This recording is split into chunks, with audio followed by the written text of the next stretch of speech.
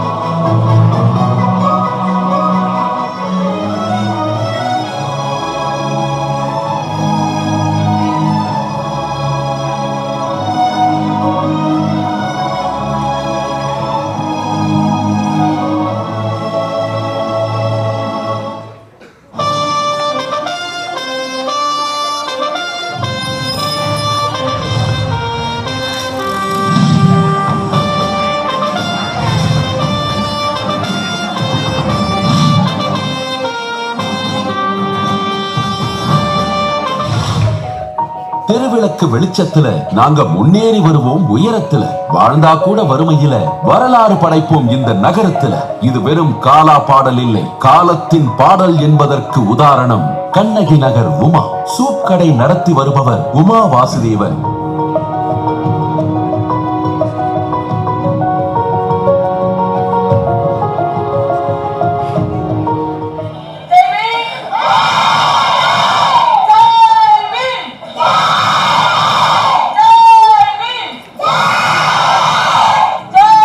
இவர் படித்தது 6ஆம் வகுப்பு வரை மட்டுமே. ஆனால் 3 ஆசிரியைகளை சம்பளத்துக்கு பணியில் அமர்த்தி 300 மாணவர்களுக்கு மேல் கண்ணகி நகரில் பயிற்சி வகுப்புகள் நடத்தி கொண்டிருக்கிறார். சைதாப்பேட்டை, புதுப்பேட்டை, சிந்தாதிரிப்பேட்டை என சென்னையின் எல்லா பேட்டைகளிலிருந்து பெயர்த்தெடுக்கப்பட்டு பழைய மகாபலிபுரம் சாலையில் கண்ணகி நகரில் மக்கள் குடியமர்த்தப்பட்டதில் பல நூறு குழந்தைகள் பள்ளியில் இருந்து நின்று விட்டனர். அவர்கள் ஒவ்வொருவர் வீட்டுக்கும் சென்று பிள்ளைகளை பள்ளிக்கு அனுப்பச் சொல்லி உமா மகேஸ்வரி வலியுறுத்த பெரும் மாணவர் கூட்டம் மீண்டும் பாட புத்தகத்தின் வாசனை உணர்ந்திருக்கிறது.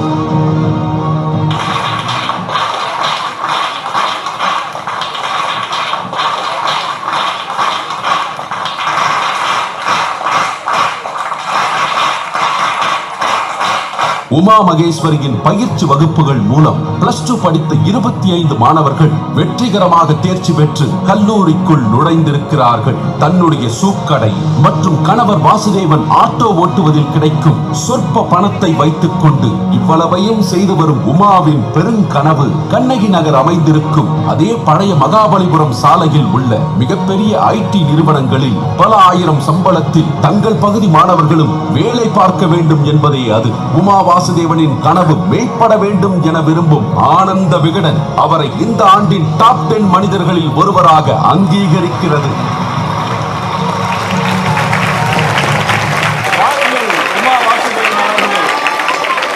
அன்போடு பெருமையோடு வாழ்க்கையோடு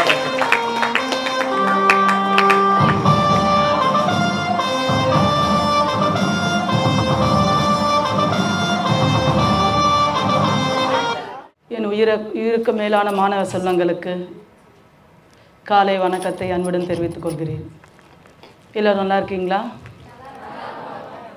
ஓரளவு நீங்கள் இந்த வீடியோ பார்க்கும் போது நான் யார் என்னன்றது ஓரளவுக்கு புரிதல் வந்துடுச்சா? உங்களுக்கு புரிஞ்சிடுச்சா நான் யாருன்னு தெரியுதா உங்களுக்கு? இல்லை சொல்லியிருப்பா அவங்ககிட்ட வந்து ஒருத்தவங்க பேச வராங்க, அவங்க பெரிய நீங்கள் அப்போ பேச வராங்கன்னு சொன்னீங்க என்ன நினச்சிருப்பீங்க? ரொம்ப பெரிய ரொம்ப படித்தவங்க, ரொம்ப பெரிய ஆள், ரொம்ப வசதியானவங்க அப்படி தான் நினச்சிருப்பீங்க. இல்லையா? யாரோ ஒருத்தர் மட்டும் சொன்ன அப்படின்னு தோணியிருக்கோம். பெரிய ஆள் தான், கண்டிப்பாக பெரிய ஆள் தான். எதுனா சமூகத்துக்கு உழைக்கிறதுல பெரிய ஆள், உங்களை மாதிரி குழந்தைங்களை கையில் எடுத்து அவங்கள ஆளாக்குறதுல பெரிய ஆள், கண்டிப்பாக பெரிய ஆள் தான். ஆனால் வசதி வாய்ப்பெலாம் நான் பெரிய ஆள் கிடையாது. என் கணவர் அங்கே இருக்கார், அவருக்கான என்னுடைய கணவர், அவர் இப்போ வீடியோவில் கூட பார்த்துருப்பீங்க, ஆட்டோ ஓட்டுநர் தான். ஆட்டோ ஓட்டில் என்ன வருமானம்? 500-600 பெரிய விஷயம். அந்த 500-600 வந்து கிட்டத்தட்ட வந்து 752 பேரை பட்டதாரி ஆக்கியிருக்கேன்னா அது பெரிய விஷயம் தானே? பெரிய விஷயமா? இல்லை, நான் பெரிய விஷயம் நினைக்கிறேன். நான் 6ஆம் கிளாஸ் தான் படிச்சிருக்கேன், அவர் வந்து 8ஆம் வகுப்பு தான் படிச்சிருக்காரு. உங்கள் மாதிரி அழகான ஸ்கூல் எல்லாம் உங்களுக்கு டீச்சர் இந்த மாதிரி இவ்வளோ உங்களுக்காக உயிரே கொடுக்குற ஆசிரியர்லாம் எங்களுக்கு கிடைக்கல. இல்லை அப்படி அதுதான், அதனால எங்களுக்கு படிப்பும் சரியான கிடைக்கல. உங்களுக்கு எல்லாமே கிடைச்சிருக்கு. அப்போ வந்து ஒரு 6ஆம் கிளாஸ் பெண் வந்து ஒரு 752 பேரை கிராஜுவேட் ஆகிறது பெரிய விஷயம் தானே? இந்த மாதிரி பதில் சொன்னால் பேச இன்ட்ரெஸ்டாக இருக்கும். அப்போ நான் சொல்ல வர்றது கொஞ்சம் ஃபாஸ்ட்டாக, ஏன்னா கொஞ்சம் படப்படப்பாக ஃபாஸ்ட்டாக நான் பேசுவேன், உங்களுக்கு புரியுது அப்படி. ஏன்னா இங்கிலீஷில் பேச தெரியும், தமிழ் எல்லாருக்கும் தெரியும் இல்லையா? சொல்லுங்களா, நான் பேசுறது புரியுதுங்களா உங்களுக்கு? புரியலன்னா தயவு செஞ்சு திருப்பி சொல்லுங்கள், நான் சொல்கிறேன், சரிங்களா? அப்போது என்னுடைய எதுக்காக நான் வந்து 752 பேரை பட்டதாரியாகிறேன். இப்போ ஒரு வீடியோ பார்த்தீங்க, இவங்க ஒரு சூப் கடை நடத்துகிற உமா வந்து 25 மாணவர்களை வந்து கல்லூரிக்கு ஃபஸ்ட்டு ஒரு 15 வருஷம் முன்னாடி அனுப்பிச்சாங்க அப்படின்னு சொல்கிறாங்க இல்லையா? எதுக்காக அதை பண்ணேன்னா, என் கணவர் ஆட்டோ ஓட்டுநர் தான். நான் வந்து 6ஆம் கிளாஸ் தான் படித்தேன். பெருசாக எங்களுக்கு ஃபேமிலி பேக்ரவுண்டோ இல்லை, நாங்கள் பணமோ எதுவுமே எங்களுக்கு பெருசாக கிடையாது. சாதாரண குடும்பத்தோட ஒரு ஏழை குடும்பம்.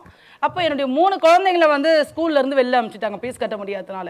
ஃபீஸ் கட்ட உங்களை மாதிரி பெரிய ஸ்கூலெல்லாம் படிக்க வைக்கல, சின்னதாக இருக்கும் இல்லையா, கொஞ்சமாக ஃபீஸ் கட்டுற ஸ்கூல், அதில் படிக்க வச்சுருந்தோம். அங்கேருந்து என் 3 குழந்தைங்க வந்து ஃபீஸ் கட்ட முடியாத காரணத்தை ஸ்கூல் விட்டு வெளில அனுப்பிச்சிட்டாங்க. ஸ்கூல் விட்டு வெளில அனுப்பிச்சோன்னே அந்த எச்சமுடைய கீழே இருப்பாங்களே, அவங்க தான் வந்து எங்கள் கண்ணகினார் வந்து மாலை வகுப்பு எடுப்பாங்க, டியூஷன் எடுப்பாங்க. அவங்களுக்கு வந்து 200 ரூபாயிலேருந்து 1200 ரூபா வரலாம் ஃபீஸ் வாங்கிட்டு இருந்தாங்க. குழந்தைங்களுக்கு அவங்க படிப்புக்கு 1ஆம் கிளாஸ் 2 இந்த மாதிரி வகுப்பு ஏற்ற மாதிரி வாங்கியிருந்தாங்க. சரி, ஸ்கூல்லேருந்து வெளில வந்துட்டாங்க. சரி, டியூஷன்லேருந்து வெளியே அனுப்புகிறேன். ஏன்னா ஸ்கூலுக்கு நீங்களே வந்து 1 வருஷம் ஃபீஸ் பெண்டிங் வச்சுருக்கீங்க, இப்போ டியூஷனுக்கு வந்து 3 மாதம் பெண்டிங் வச்சுருக்கேன். இனிமேல் உங்கள் பசங்களை நாங்கள் அலோவ் பண்ண மாட்டோம், சாரி மேம் அப்படின்னு சொல்லிட்டு எனக்கு கண்ணில் தண்ணியாக வந்துருச்சு. ஐயோ, என் பிள்ளைங்க படிப்பு அவ்வளோதானா? நான் தான் 6ஆம் கிளாஸ் வரை என்னுடைய வாழ்க்கை தான் போச்சு, படிக்க முடியும், என் குழந்தையுடைய வாழ்க்கை அவ்வளோதானான்னு ரொம்ப கவலையாக வந்து வாசலில் உட்கார வச்சுட்டு நான் போயிட்டு அவங்களுக்கு ஃபுட்டு எடுத்துகிட்டு வந்தேன். தோசை ஊற்றி 3 தோசை கொண்டு வந்தேன். 3 பசங்களுக்கு, குட்டி பசங்க இல்லையா, எல்கேஜி யூகேஜி 1ஆம் கிளாஸ் இப்படி தான், அவங்களுக்கு ஊட்டி விடலான்னு கொண்டு வரதுக்கு நான் மேலே போயிட்டு வர்றதுக்குள்ளே அந்த 3 தோசை சுடுற கேப் இருக்கு இல்லையா, ஒரு 5 நிமிஷம், அதுக்குள்ளே பார்த்து அவங்க கூட வந்து இன்னும் 3 குழந்தைங்க உட்காருந்தாங்க. சரி, கொண்டு வந்த 3 தோசையை 6 குழந்தைங்க வீட்டு ஊட்டிட்டு நான் மேலே போயிட்டேன். இது முடிஞ்சிச்சு. அன்ன கதை ஏதோ சரியா நான் அப்படியே போயிடுச்சு. அடுத்த நாள் என் 3 குழந்தைங்க கீழே இறங்கி வர்றதுக்குள்ளே அங்கே 10 குழந்தைங்க உட்காந்துங்க படிக்கிறதுக்கு. எவ்வளோ?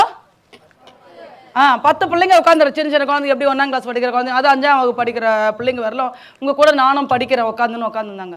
அப்போ எனக்கு தோணுச்சு, அப்போது கண்ணகி நகர் கல்வி தேவை, நிறைய தேவைப்படுது.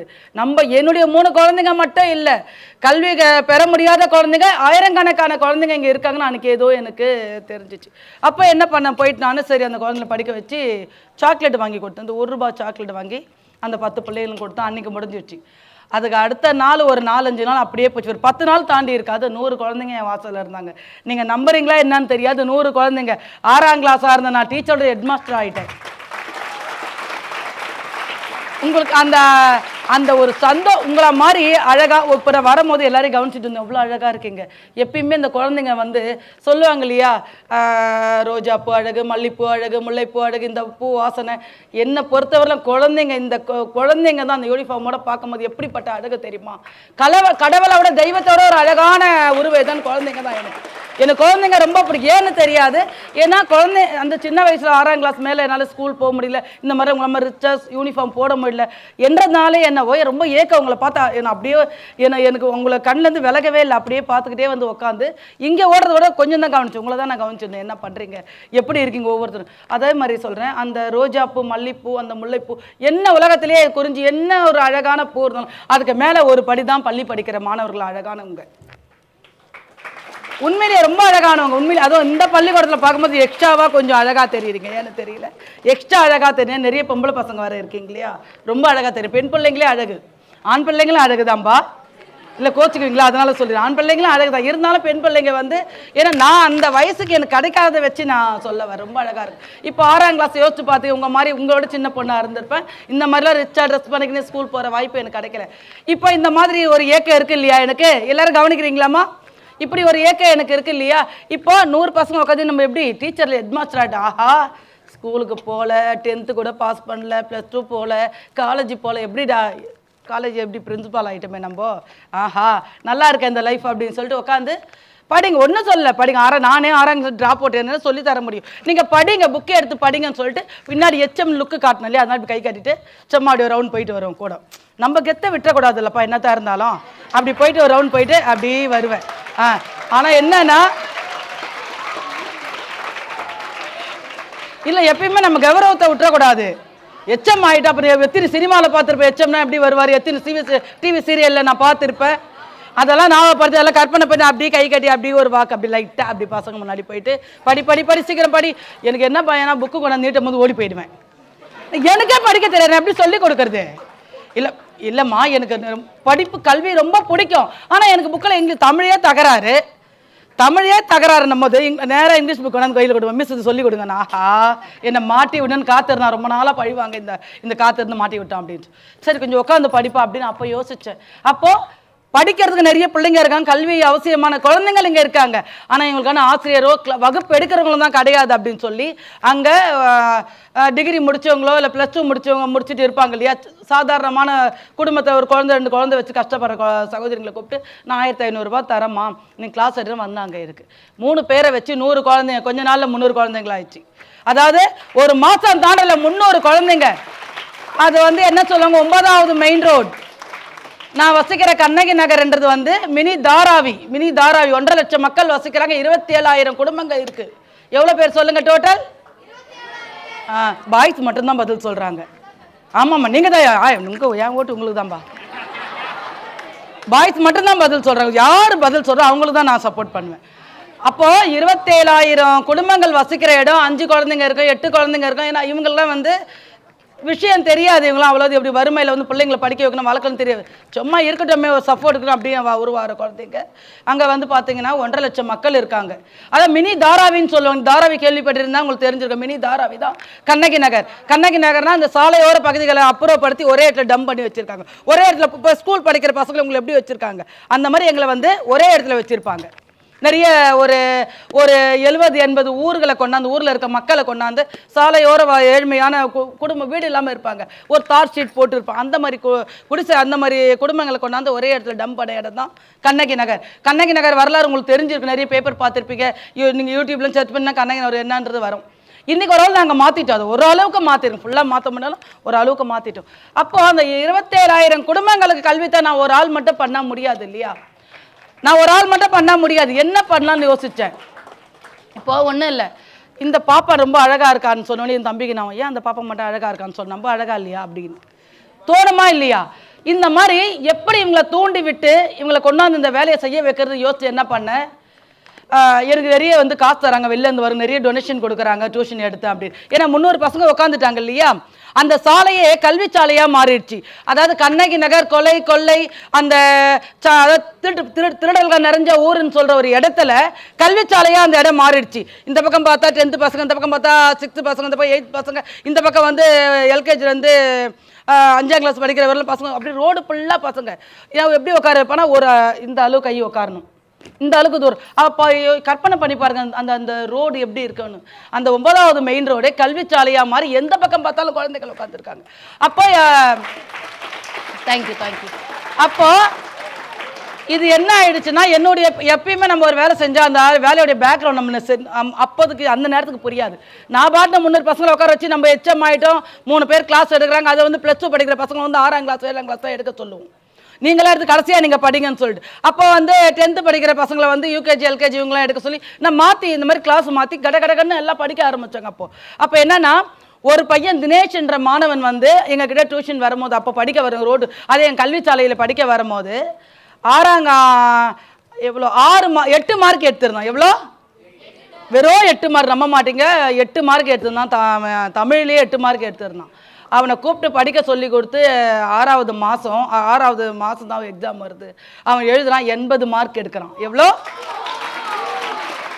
6ஆம் கிளாஸ் ட்ராப் அவுட் உமா கிட்ட படிக்க வந்த பையன் 8 மார்க் எடுத்த பையன் 6 மாதம் நாங்கள் கொடுத்த கவுன்சிலிங் கல்வி, அந்த கவுன்சிலிங் கலந்த கல்வியால் என்ன ஆச்சுன்னா அவன் 80 மார்க் எடுக்கிறான். அதனால தான் உங்களுக்கு பெரிய பெரிய படிப்பு படித்தவங்களை வந்து படிப்பு சொல்லி கொடுத்தா கூட எங்கள் மாதிரி ஆளுங்களை வந்து பேச வச்சா அது மூலயமா இன்னும் கொஞ்சம் நீங்கள் மார்க் எடுப்பீங்கிறத இந்த கிளாஸ் கூப்பிட்டு உட்கார வச்சுருக்காங்க உங்களை. புரியுதுங்களா? நீங்கள் அனுப்பி ஏன் கிளாஸ் நீ கட்டணங்களை உட்கார வச்சுருக்காங்க, அதுக்காக தான். கல்வியோடு சேர்ந்து இந்த மாதிரி சமூக பிரச்சனையும் சேர்ந்து நம்ம புரிதல் வரும்போது ஈஸியாக நம்ம மார்க் எடுக்க உதவும். புரியுதுங்களா? எல்லாம் கவனிக்கிறீங்களா தம்பிங்களா?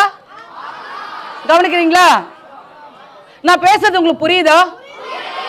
கண்டிப்பா இந்த பக்கமா புரியுதாமா? இருந்தாலும் பாய்ஸ் மட்டும் தான் பதில் சொல்றாங்கப்பா. ஆமா ஆமா ஆமா ஆமா ஆமா. அப்போ எனக்கு என்ன ஆயிடுச்சுன்னா, சரி கிளாஸ் எடுக்க ஆரம்பிச்சு என்னுடைய அருமை எனக்கு தெரியல. நான் என்ன பண்றேன், சும்மா என்னுடைய குழந்தைகளுக்கு ஃபீஸ் கட்ட முடியல, அதனால படிக்க வச்சா அது கூட 10 பிள்ளைங்க வந்து 100 பிள்ளைங்க 300 பிள்ளைங்க ஆயிட்டாங்க. அப்படியே ஒரு ரோடே பார்த்தா ஜேன்னு சினிமா தேட்டர் விட்டு போறதோட டபுளா இருக்கும் அந்த ஏரியா வந்து 8 மணிக்கு அந்த மாதிரி ஆயிடுச்சு. 5 மணிக்கு குழந்தை வருதோ 8 மணிக்கு எழுந்து அப்போ நடுவில் ஸ்நாக்ஸ் கொடுக்க ஆரம்பிச்சாங்க. கொஞ்சம் உதவிகள் கேட்டு அவங்களுக்கு பால், பிரெட்டு, பிஸ்கெட், சுண்டல் கொடுக்கறது, இந்த மாதிரி வந்து ஸ்நாக்ஸ் எல்லாம் கொடுக்க ஆரம்பிச்சு. ஏன்னா அவங்களுக்கு பிடிச்ச ஸ்நாக்ஸ் எல்லாம் ஈவினிங் ஸ்நாக்ஸ் கொடுக்க ஆரம்பிச்சு. கொடுத்தவொடனே இன்னும் கூட்டம் அதிகமாகிடுச்சு.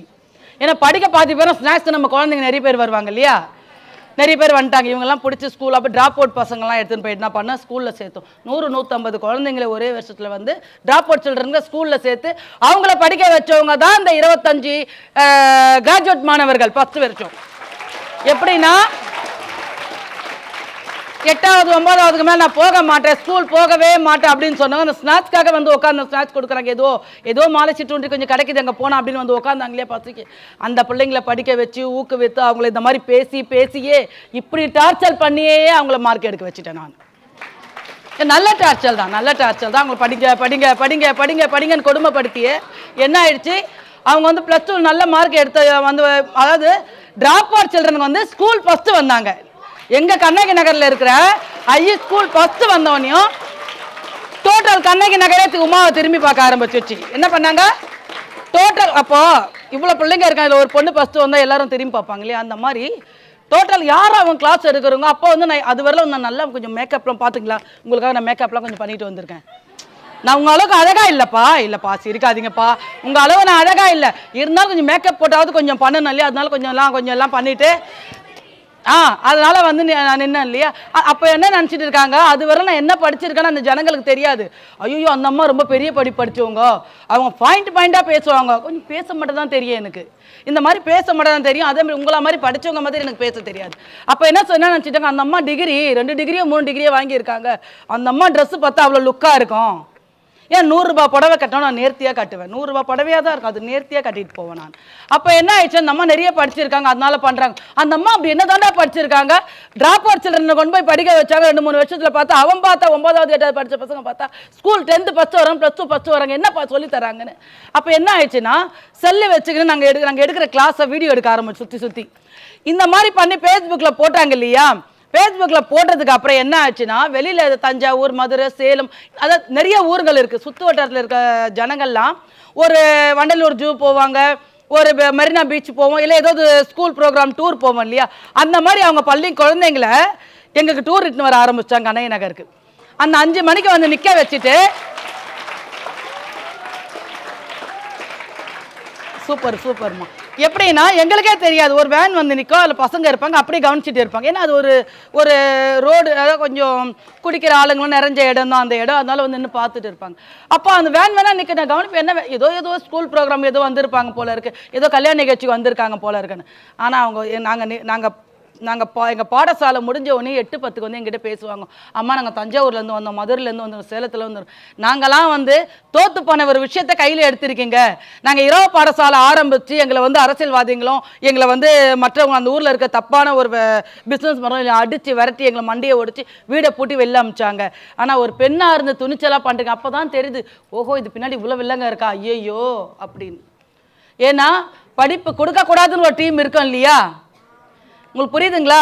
இப்போ கூட ஒரு விஷயம் யோசிச்சு பார்த்தீங்கன்னா, நிறைய இடத்துல பார்த்தீங்கன்னா, இப்போ கவர்மெண்ட் பள்ளிங்கெலாம் பார்த்தீங்கன்னா நல்லா நிறைய சலுகை கொடுப்பாங்க. பேக் கொடுப்பாங்க, புக் கொடுப்பாங்க, நோட் உங்களுக்குலாம் ஃபீஸு, எங்களுக்குலாம் எல்லாமே ஃப்ரீ தான். பேக் கொடுப்பாங்க, நோட்டு கொடுப்பாங்க, காலில் போடுற செப்பல் வரலாம் கொடுப்பாங்க. ஆனால் கல்வி மட்டும் சரியாக கொடுக்க மாட்டாங்க. நீங்கள் கவனிச்சிருக்கீங்களா? நீங்கள் ஒரு 5ஆம் கிளாஸோ 4ஆம் கிளாஸோ படிக்கிற பையனோட எங்கள் 10th படிக்கிற பையனை கொண்டாந்து வச்சா படிக்க முடியாது. புரியுதுங்களா? படிக்க தெரியாது. ஏன்னா எல்லாம் கொடுத்தாலும் கல்வி கிடைக்காது. உங்களுக்கு கல்வி நல்லாவே கிடைக்கும், டபுளாக கிடைக்கும் உங்களுக்கு. அது சில விஷயம் அது உங்களுக்கு புரியாது. இந்த மாதிரி எங்களால் முடியாது, நாங்கள் தோற்று போயிட்டோமா. இப்போ இங்கே நின்று பார்க்கும் போது எங்களுக்கு ரொம்ப பெருமையாக இருக்குது. எவ்வளோ அழகாக இருக்குது இந்த நீங்கள் நடத்துகிற அந்த நேர்த்தி, நீங்கள் சொல்லிக் கொடுக்குற அந்த விஷயம், கல்வியை விட நீங்கள் சொல்கிற விஷயங்கள் இருக்கு இல்லையா, நீங்கள் சொல்கிற விஷயங்கள் அவ்வளோ நேர்த்தி அவ்வளோ அழகாக இருக்குமா சொல்லி பாராட்டிட்டு அவங்க அப்போ கேட்டாங்க என்கிட்ட, நீங்கள் ஏதாவது ரிசிப்ட் வச்சுருந்தா கொடுங்க, நாங்கள் பணம் உங்களுக்கு வந்து பணம் கொடுங்க. எந்த ரிசிப்டும் என்கிட்ட இல்லைன்னு சொல்லும் போது அப்போ ஆரம்பிச்சு தான் கண்ணகி நகர் சமூக நல அறக்கட்டளை அப்படின்னு. அந்த அறக்கட்டளை மூலம் இன்னைக்கு 3000 பெண்களுக்கு, இது மட்டும் கிடையாது, இப்போ கல்வி கொடுத்துட்றோம். ஓகே, கல்வி கொடுத்துட்றோம், பள்ளிங்களை படிக்க வைக்கிறோம், ஸ்கூலுக்கு அனுப்பிச்சிடறோம், காலேஜ் ஃபீஸ் எங்கேயும் ஏற்பாடு பண்ணி நாங்கள் கட்டிடுறோம். ஓகே, அதுக்கப்புறம் அவன் குடும்பம் இருக்கல, ஏழை குடும்பம், அன்றாடம் காட்சி அன்னைக்கு வேலைக்கு போனதான் அவங்களுக்கு சாப்பாடு, மூட்டை தூக்குறவங்க, கூலி வேலை செய்ய, ரிச்சா இழுக்கிறவங்க, ஆட்டோ ஓட்டுறவங்க, இந்த மாதிரி குழந்தைங்க தான் எங்கிட்ட படிக்கிற குழந்தைங்களாம். முக்கால்வாசி ஒரு 4-5 பேர் தான் ஆட்டோக்காரர். மற்றவங்க எல்லாருமே டெய்லி கூலி, காய்கறி கடையில் போய் மூட்டை தூக்கி போடுறவங்க, அந்த காய்கறி கூர் கட்டி விற்கிறவங்க, அந்த காய்கறிங்களை க்ளீன் பண்ணி தரவங்க, இப்படிப்பட்ட ஆளுங்க குழந்தைங்க தான் நாங்கள் படிக்க வைக்கிறோம். அப்போ யோசிச்சு தான் ஒரு 20 தையல் மிஷினை வந்து ஒருத்தவங்க ஃப்ரீயாக எங்களுக்கு ஸ்பான்சர் பண்ணாங்க. அந்த 20 தையல் மிஷின் மூலியமா 3000 பெண்களுக்கு தையல் கிளாஸ் கொடுத்தோம். எவ்வளவு பேருக்கு? ஏய் பாய்ஸ், ஐ லவ் யூடா. நீங்க மட்டும் தானே பதில் சொல்றீங்க, பாய்ஸ் மட்டும் தான் பதில் சொல்றாங்க. கேர்ள்ஸ் ஏன் பேச மாட்டாங்களா?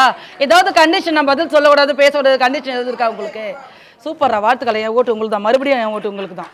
நல்லா பேசுறீங்க. இல்ல அதுவும் பின்னாடி டீம் கிடையாது, முன்னாடி டீம் மட்டும் தான் பதில் சொல்றாங்க, உற்சாகமா இருக்காங்க.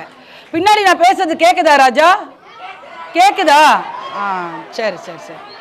அப்போ என்னாச்சு, இந்த மாதிரி குழந்தைங்களுக்கு வெறும் கல்வி மட்டும் கொடுத்தா போதாது. எல்லாம் கவனிக்கிறீங்களாமா? இங்க பாக்குறீங்களா? கல்வி மட்டும் கொடுத்தா போதாது. அப்போ அவங்களுக்கு வந்து வாழ்வாதாரம் ஏதாவது கொடுக்கணும்னா அந்த தையல் பயிற்சி ஆரம்பிச்சு 3000 பெண்களுக்கு தையல் கிளாஸ் கடன்னு ஓடி போச்சு. 50 பேர் 100 பேர் உட்காந்து கத்துக்கிட்டாங்க. ஒண்ணுமே தெரியாதவங்களோட அந்த கிழிஞ்ச, அதாவது புது துணி கூட எங்க நைட்டி எல்லாம் எடுத்தீங்கன்னா ஓரம் அடிப்பீங்க இல்லையா, அந்த மாதிரி சொல்லி கொடுத்து 200-300 அவங்களை சம்பாதிக்க வச்ச இளம் விதவைகள், கணவனால் கைவிடப்பட்ட பெண்கள், அதாவது கணவர் விட்டுட்டு போயிட்டு அவங்க மாதிரி ஆளுங்களாம் செலக்ட் பண்ணி, அதாவது வாழவே முடியாது, நான் வாழ முடியாதுன்றவங்களை வாழ வச்சு காட்டினதான் எங்களுடைய தையல் கண்ணகி நகர் ட்ரஸ்ட் மூலியமா தையல் பயிற்சி. இன்னைக்கு பாத்தீங்கன்னா ஒரு 50-60 பேர் கடை வச்சிருக்காங்க. ஒரு 10க்கு 10 ரூம் வாடகை எடுத்து உமா தையல் பயிற்சி நிலையம் வச்சிருக்காங்க. தையலர் கிளாஸ் அவங்க சொல்லித்தராங்க, காசுக்கு சொல்லித்தராங்க. நான் ஃப்ரீயாக சொல்லி கொடுத்தேன், காசு வாங்கல. கல்வியும் நான் எந்த வேலை செஞ்சாலும் ஃப்ரீயாக தான் செய்வேன். நான் எனக்கு டொனேஷன் ஏதாவது வாங்கிக்குவேன் தவிர ஜனங்கிட்டே காசு வாங்க மாட்டேன். யாராவது வந்து இந்த பசங்களை நான் படிக்க வைக்கிறேன், இந்த பசங்களை நான் ஸ்பான்சர் பண்ணுறேன், அப்படி தான் என் பிள்ளைங்க படிக்க போனாங்க. நான் வந்து காசு பசங்கிட்ட எதுவும் 1 ரூபா கூட நான் வாங்க மாட்டேன். அப்போ என்ன ஆச்சுன்னா அவங்க வந்து அந்த டைலர் கிளாஸ் சொல்லி இப்போ எப்படி எடுத்திருக்காங்கன்னா, உமா மாடல் தையல் class, Uma model tailoring, Uma model தையலகம் அப்படி போட்டு வச்சுட்டு நிறைய போர்டு வச்சு சின்ன போர்டு வச்சுட்டு அவங்க வந்து 4-5 பெண்களுக்கு வேலை கொடுத்துட்டு இருக்காங்க ஒவ்வொரு கடையிலையும். சில கடைகளில் வந்து 20 பெண்களுக்கு வேலை கொடுக்குறாங்க, காலையில் மத்தியானம் அந்த மாதிரி. ஒரு ப்ளவுஸ் தைச்சா 1500 ரூபாய். இந்த சீரியல் ஆக்டர்ஸ்லாம் இருக்காங்களா, அவங்களுக்கு ப்ளவுஸ்லாம் தைச்சு கொடுத்து வாங்குறாங்க, எனக்கு ஃபோட்டோஸ்லாம் அனுப்புவாங்க. அந்த மாதிரி இன்னைக்கு பல பேரை தையல் மூலியமா வாழ வச்சு அந்த வேலை கொடுத்தோம். அது இல்லாத சின்ன கடை வச்சு கொடுத்தேன் எல்லாருக்கும். எப்படின்னா ஒரு சின்னதா பேங்கிள்ஸ் கடை இருக்கும், அப்புறம் பொட்டு வளையல் மணிலாம் போடுவாங்க, ஃபேன்சி ஸ்டோர் மாதிரி சின்னதா ஒரு தள்ளு வண்டி இந்த மாதிரி வந்து 135 பெண்களுக்கு தொழில் தொடங்கி கொடுத்துருக்கேன் நான் சொந்தமா. நன்றிப்பா. நீங்கள் நல்லா கவனிச்சிங்களா அதை விட பெரிய கைத்தட்டல் எனக்கு. இந்த கைத்தட்டல் ரொம்ப எனக்கு பிடிச்சிருக்கு. ஏன்னா நீங்கள் கவனிக்கிறீங்கன்றது எனக்கு இதுதான் ஆதாரம். ஆனால் இன்னும் கொஞ்சம் நீங்கள் லாஸ்ட்டில் இருக்கணும் சேர்ந்து கவனிச்சிங்கன்னா இன்னும் டபுள் கைத்தட்டல் எனக்கு. அப்போது குழந்தைங்களுக்கு படிப்பையும் கொடுத்துட்டோம், கல்வியும் கொடுத்துட்டோம், அவங்க பேரண்ட்ஸ்க்கு வேலை வாய்ப்பையும் கொடுத்துட்டோம், அவங்களுக்கு வந்து காலேஜுடைய ஸ்பான்சரும் நாங்கள் பண்ணுறோம். அப்போ எப்படி ஆகும்? ஆயிரக்கணக்கான குழந்தைகள் திரண்டு வந்து கண்ணகி நகரே திரண்டு வந்து என் வாசலில் நிற்குது. அதான் யார் என்ற உமா 6ஆம் கிளாஸ் உமா வாசல் படியில் கண்ணகி நகர் டோட்டல் கண்ணகி நகரே திறந்து வந்து நிற்குது. என் பையனை டியூஷனில் சேர்த்துங்க, நான் ஆதார் கார்டு தரேன், இது தரேன், அது தரேன்னு சொல்லி. எப்படி இருந்து தெரியுமா? ஐயோ, அடி விஜய் பாட்டு பாடுவலாம் அந்த மாதிரி இருந்து ஜாலியாக. எனக்கு அவ்வளோ கூட்டம் என் வாசல்ல. உண்மையிலேயே அப்படியே காலர்லாம் தூக்கி விட்டுக்கின ஒரே மாசா. அப்பா அவ்வளோ ஒரு சந்தோஷம். அதாவது சின்ன சின்ன சந்தோஷங்களோட நம்ம ரசிக்கணும், முதல்ல ரசிக்க கற்றுக்கணும் இல்லையா? நல்லா பாருங்க, படிப்பே வரல, படிக்கிறதே வேஸ்ட், உனக்கு தகுதியே இல்லை, அருகதை இல்லை, எனக்கு வசதி வாய்ப்பே இல்லை, படிப்பே இல்லையேன்னு நான் கதறி கண்கலங்க நின்று காலெல்லாம் போய் ஏன் வாசல்ல கல்விக்காக ஆயிரக்கணக்கான மாணவர்களை அந்த குடும்பங்களை நிற்க வச்சேனே. அது நினைச்சா இப்பயும் எனக்கு அப்படி கண்ணில் தண்ணி வரும். உண்மையிலேயே சொல்றேன், அவ்வளோ ஒரு பெரிய புரட்சி அங்கே செஞ்சு. அப்போ என்ன ஆயிடுச்சுன்னா எல்லா ஸ்கூலும் வந்து அதுக்குள்ளே வந்து ஏப்ரல் மாதம் வரும் இல்லையா? அந்த ஏப்ரல் மாதம் ஜூன் மாதம் லீவில் என்ன பண்ணுவாங்க, ஸ்கூல் எங்கே இருக்க ஸ்கூலும் சுற்றி வந்து என்கிட்ட ஒரு சீட்டு கொடுப்பாங்க. மேடம் உங்களை பார்க்க வந்திருக்கோம், நாங்கள் உங்களை பார்க்கலாமா, பேசலாமா, எங்கள் ஸ்கூலில் உங்கள் பசங்களை சேருங்க, எங்கள் ஸ்கூலில் உங்கள் பசங்களை சேருங்க. அவங்க வருவங்களாம் யார்? டபுள் டிகிரி படித்தவங்க. யார்? 6ஆம் கிளாஸ் உமா கிட்ட நிற்கிறவங்க யார்? டபுள் டிகிரி படிச்சுட்டு அந்த ஸ்கூலில் இருக்க ஹெச்ஓடியோ ஹெச்எம் வந்து தான் என்கிட்ட நிற்பாங்க. அப்போது நான் அதை வந்து கர்வமாக சொல்ல, ஒருத்தருடைய புத்திசாலித்தனமும் ஒருத்தருடைய திறமையும் ஒருத்தருடைய நேர்மையும் ஒழுங்கான அணுகுமுறையாக இருந்தால் யாரை வேணாலும் நம்ம முன்னாடி நிற்க வைக்கலாம் இல்லையா? 6ஆம் கிளாஸ் படிச்சுட்டு கல்வியை என்னால் கையில் எடுக்க முடியாது என்று நான் உதறி தள்ளிட்டு போயிருந்தேன்னா இன்னைக்கு உங்க முன்னாடி வந்து நின்று இருக்க முடியுமா? என்னால் தன்னம்பிக்கை இல்லாத ஒரு செயல் என்கிட்ட இருந்திருந்தா நான் உங்க முன்னாடி நின்று இருக்க முடியுமா? இன்னைக்கு இத்தனை அழகான குழந்தைகளுடைய கைத்தட்டல் நான் வாங்க இருக்க முடியுமா? அப்பயும் பாய்ஸ் தான் சொல்றாங்க, 2 கேர்ள்ஸ் மட்டும் தான் சொல்றாங்க. இங்க வாங்கியிருக்க முடியுமா? முடியாது. என்னால முடியும் என்ற நம்பிக்கைய என் மேல நான் வச்சேன். என்னது? என்னால முடியும் என்ற நம்பிக்கையை என் மேல நான் வச்சேன். என் மேலேயே நான் நம்பிக்கை வைக்கலாம். அப்படி யார் வைப்பாங்க சொல்லுங்க? இப்போ விஜய் சொல்ற மாதிரி ஒரு முறை நான் சொல்லிட்டேன், என் பேச்சை நானே கேட்க மாட்டேன்ற மாதிரி ஒரு முறை நான் முடிவு பண்ணிட்டேன்.